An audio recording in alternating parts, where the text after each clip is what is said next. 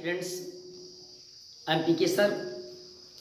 You are most welcome in my YouTube channel English Apeksha.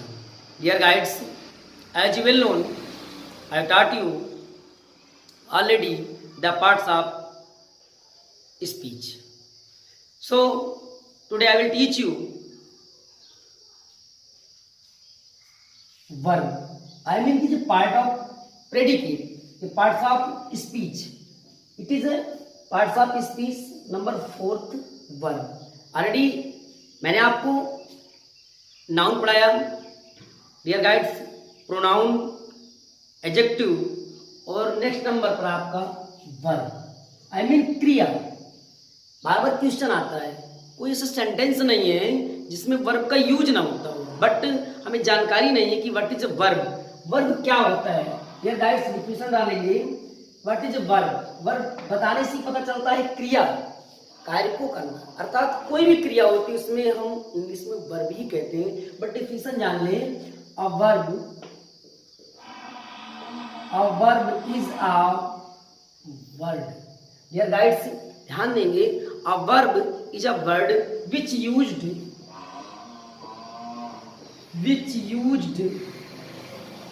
a verb is a word which used to say something. Dear guys, a verb is a word which used to say something about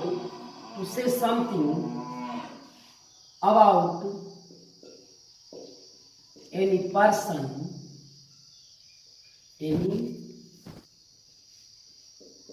person, comma, place or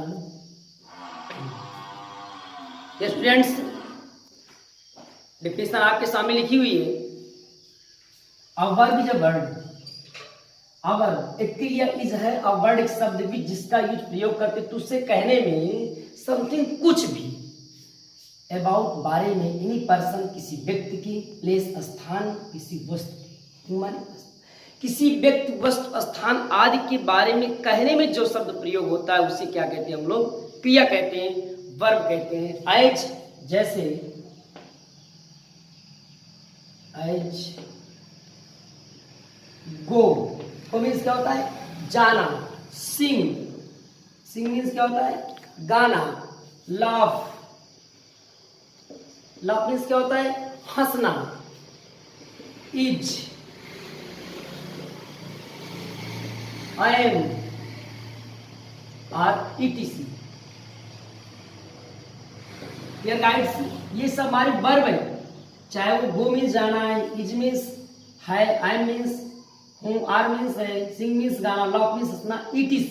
इस प्रकार से ये सब हमारे क्या हो जाएंगे? Verb होंगे। डियर गाइड्स, वर्ब के बारे में बात आती है। There are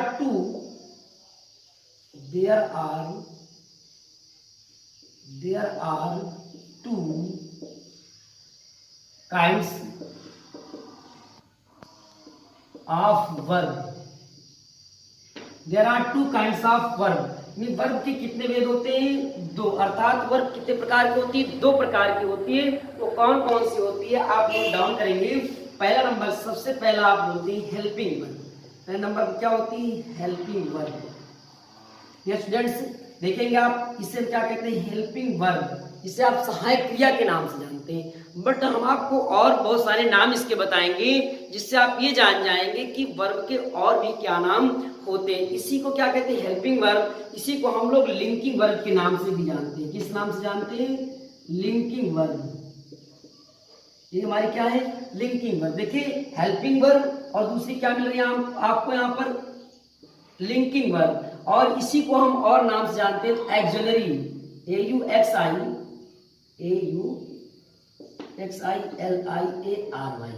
axillary verb. Auxiliary verb. Dear guides, यहाँ देखेंगे helping verb, linking verb, auxiliary verb, इन सबको हिंदी में हम लोग कहते हैं सहायक क्रिया। क्या कहते हैं?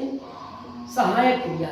चाहे हम लिंकिंग कहेंगे, चाहे एक्सुअली कहेंगे, चाहे हेल्पिंग कहेंगे, सभी का मतलब होता है सहायक क्रिया। अब यहाँ बात आती है सहायक क्रिया। सहायक क्रिया जैसे हमने लिख दिया एज करके, इसके अकॉर्डिंग हमने लिखा is, am, are, was, were, can, may, etc. इस प्रकार से ये सब क्या हमारी बनती है, हेल्पिंग वर्ब बनती है। बट अब यहाँ पर और भी आगे डीपली जानने की जरूरत है। इसी हेल्पिंग वर्ब अर्थात इसी जो है एक्सुलरी वर्ब के, इसी लिंकिंग वर्ब के टू पार्ट्स होते हैं। कितने भाग होते हैं, दो भाग होते हैं। इसके टू पार्ट्स बनते हैं, अर्थात इसके पहला नंबर बनता है प्राइमरी। पहला हमारा बन रहा है क्या, प्राइमरी वर्ब। इसे हम लोग क्या कहते हैं, प्राइमरी कहते हैं। और दूसरे को हम लोग क्या कहते हैं, मॉडल कहते हैं। डियर गाइड्स, आप इस बात को नोट डाउन करेंगे। पहला क्या बनता है हमारा प्राइमरी और दूसरा हमारा क्या बन रहा है, मॉडल। अब प्राइमरी पूछा जाता है कि व्हाट इज प्राइमरी, प्राइमरी क्या होती है, मॉडल क्या होती है। देखिए प्राइमरी वो वर्ब होती है जो टेंस में यूज होती है। जो टेंस में यूज होती है वो क्या होती है, प्राइमरी होती है। जो टेंस में यूज नहीं होती वो क्या होती है, मॉडल होती है। कैसे, इसके कारण जैसे आपने पढ़ा होगा, इसमें डू है, डिड है, डज है, is, I am, are, will, shall, etc. ये सब क्या बन जाएंगे, हमारी प्राइमरी बन जाएंगे। मॉडल में क्या हो जाएगा, जैसे कैन, कुड, मे, माइट। इस प्रकार से देख रहे हैं आप प्राइमरी और मॉडल। अभी हमने क्या सीखा, केवल यहाँ पर हेल्पिंग वर्ब, लिंकिंग वर्ब अर्थात एक्सुअली वर्ब। सेकंड नंबर आप डाल दीजिए। दूसरे नंबर पर यह गाइड्स बनेगा आपका मेन वर्ब। दूसरा नंबर आपका बन जाएगा मेन वर्ब, जिसे आप क्या कहते हैं, मुख्य क्रिया कहते हैं। अर्थात बिना मुख्य क्रिया के कोई भी वाक्य नहीं बनता है। जब तक हम लोग मुख्य क्रिया नहीं सीखेंगे तब तक हम जो है सेंटेंस को नहीं बना पाएंगे और समझ भी नहीं पाएंगे, पढ़ भी नहीं पाएंगे। तो डियर स्टूडेंट्स, हमें यहाँ पर किसकी जरूरत है, दूसरे नंबर की, जो आपका मोस्ट है, इंपॉर्टेंट है। डाल लीजिए आप नंबर 2 पर मेन वर्ब। मेन वर्ब अर्थात क्या कहते हैं, इसे हम लोग कहते हैं मुख्य क्रिया। ये हमारी क्या है, मुख्य क्रिया है। देखिए मुख्य क्रिया मेन वर्ब। अब ये क्या होती है, एज, जैसे हमने देखा गो, ईट, रन, कुक, ये सब क्या हमारे हो जाएंगी, मुख्य क्रिया हो जाएंगी। बट कैसे जानेंगे डियर गाइड्स, यहाँ पर आपको जानने की बहुत जरूरत है कि there are 4 forms of main verb. There are 4 forms of main verb अर्थात जो है मुख्य क्रिया की कितनी अवस्थाएं होती है, 4 अवस्थाएं होती हैं। नोट डाउन कर लेंगे dear guides. There are 4 forms of main verb. मुख्य क्रिया कितनी अवस्थाएं बनती है, हमारी 4 अवस्थाएं बनती हैं। और इन अवस्थाओं को लोग अलग अलग नाम से जानते हैं। हम लोग जब स्टार्टिंग में सीखते हैं तो उसी कहते हैं first form, second form, third form, ING form. Dear guides, but आपको ये सीखने की जरूरत नहीं है कि कॉम्पिटिटिव लेवल में या इंटर के अपर लेवल में जो भी है इसका यूज नहीं होता है। इसी को हम लोग अलग अलग नामों से जानते हैं। वो कौन कौन नाम है आप जान लीजिए। देखिए पहले हमारी बनती है अवस्था, कौन सी बनती है, प्रेजेंट। पहली अवस्था हमारी क्या बन गई, प्रेजेंट बनती है। और दूसरी अवस्था हमारी बनती है पास्ट। डियर गाइस ध्यान देंगे, पहली अवस्था क्या बनती है, प्रेजेंट। दूसरी क्या बनती है, पास्ट बनती है। तीसरी बनती है पास्ट पार्टिसिपल। तीसरी क्या बनती है, पास्ट पार्टिसिपल। देखिए पहला क्या बना, प्रेजेंट, दूसरी बनी पास्ट, तीसरी क्या बन गई, पास्ट पार्टिसिपल। और नेक्स्ट यानी चौथी हमारी बन जाती है present participle. Present participle. Dear guides note down कर लेंगे आप। पहली हमारी बन जाएगी प्रेजेंट, दूसरी बन जाएगी पास्ट, तीसरी बन जाएगी पास्ट पार्टिसिपल और नेक्स्ट एंड लास्ट बनेगी हमारी कौन सी, प्रेजेंट पार्टिसिपल। अगर आप ऐसे समझना ही चाहते हैं तो इसे आप डाल लीजिए फर्स्ट फॉर्म, दूसरे को कहते हैं सेकंड, दूसरे क्या बोलते हैं हम लोग सेकंड, और इसे बोलते हैं थर्ड, और नेक्स्ट में बोल लेते हैं इसी को हम लोग क्या बोलते हैं आईएनजी बोलते हैं। इसे आप लोग पहले ही पढ़े हैं, बट आप डीपली यहाँ देख लीजिए कैसे हम इसे सीखेंगे कि किस प्रकार से इसकी चार अवस्थाएं बन रही है। किसी वर्ब को लेते हैं, जैसे हमने एक वर्ब ले लिया, गो ले लिया, देखा गो लिखा, तो गो का जो पास्ट होता है वो क्या हो जाएगा वेंट हो जाता है, और इसका क्या हो जाएगा पास्ट पार्टिसिपल हो जाएगा गॉन, और नेक्स्ट क्या बनेगा प्रेजेंट पार्टिसिपल हमारा क्या हो जाएगा गोइंग। डियर गाइड्स, इस प्रकार से हम किसी भी मेन वर्ब को लेंगे, हम किसी को ले ले, कुक को लेते हैं, जैसे हमने कुक ले लिया, वो मीन जाना, कुक मीन्स क्या होता है पकाना है, तो इसका क्या हो जाएगा नेक्स्ट में कुक्ड हो जाएगा। पास्ट में क्या हो जाएगा कुक्ड, और पास्ट पार्टिसिपल में क्या बन जाएगा इसका भी होता है कुक्ड, और यहाँ क्या बन जाएगा आपका कुकिंग बन जाएगा। कोई भी एक वर्ब लेते हैं, हम सिंग ले लेते हैं, सिंग, यहाँ क्या बन जाएगा इसका साइन, सिंग का क्या बनेगा साइन बन जाएगा, और यहाँ क्या बनेगा संग, SUNG, यहाँ ANG, यहाँ UNG, और यहाँ क्या बन जाएगा हमारा SING सिंगिंग। ये राइट, इस प्रकार से आप मेन वर्ब। लेकिन बात आती है कंपटीशन लेवल की, थोड़ा कॉम्पिटिटिव में, कंपटीशन लेवल में इसी वर्ब को और भी नामों से जानते हैं। कहीं कहीं ये पता चलता है कि वर्ब कितने भाग होते हैं। पेपर में जब भी लिखा होता है तो वर्ब के 2 भाग पूछता है, उनको मैं बताऊंगा आप कौन कौन से भाग हैं, नोट डाउन करेंगे। There are 2 types of verb, अर्थात जो वर्ब की कितने प्रकार बनते हैं, 2 प्रकार बनते हैं। कौन कौन से नोट डाउन कर लीजिए। पहला नंबर आपका बनेगा ट्रांसिटिव, और दूसरा बनेगा आपका इंट्रांसिटिव, क्योंकि ये पेपर में पूछा जाता है। कोई भी कंपटीशन होता है वहां ये पूछता है कितने प्रकार होते हैं, कौन कौन से टाइप्स हैं, तो उन टाइप को आप नोट डाउन कर लीजिए। पहला नंबर डाल लीजिए आप, कितने हमने बताया आपको 2 पार्ट्स, पहला होता है ट्रांसिटिव वर्ब, दूसरा होता है इंट्रांसिटिव वर्ब। सबसे पहले नंबर डाल लीजिए आप transitive verb, TRANSTIVE, transitive verb VERB। देखिए ट्रांसिटिव वर्ब को हिंदी में कहते हैं सकर्मक क्रिया, यही आपका पेपर में पूछा जाता है। ट्रांसिटिव वर्ब को कहते हैं सकर्मक क्रिया। अब वर्ब की बात आती है तो जो वर्ब है 2 टाइप में आते हैं, जो कंपटीशन लेवल में पूछे जाते हैं।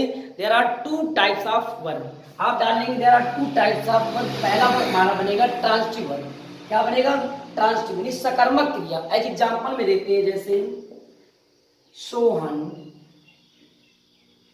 सोहन। अब हम किसी वर्ब को लेते हैं, जैसे सोहन ईट्स एप्पल, ध्यान देंगे सोहन ईट्स एप्पल। अब दूसरा हम लेते हैं, जैसे कोई भी इसमें Shanku stole the watch, the gold watch, the gold watch. Dear guides, यहां देख रहे हैं सोहन ईट्स एप्पल, क्या लिखा सोहन ईट्स एप्पल। दूसरा क्या लिखा शंकु स्टोल दी गोल्ड वॉच।